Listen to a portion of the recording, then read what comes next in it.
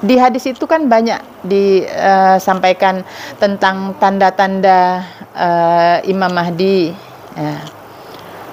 Jadi tanda-tanda itu jangan kita baca secara zahir, karena sekarang kita sudah berada di zaman hakikat.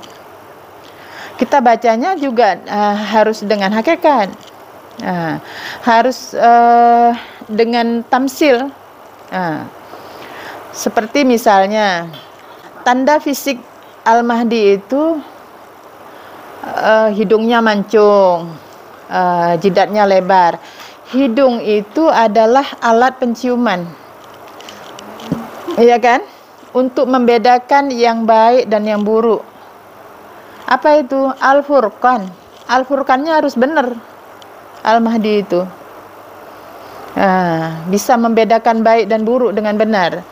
Kemudian jidatnya lebar itu bukan berarti yang jidatnya ini, tetapi cara berpikir atau wawasannya itu luas. Karena ini yang dihadapan ya, untuk berpikirnya. Kalau kita baca secara zahir, secara syariat aja, kita nggak akan menemukannya.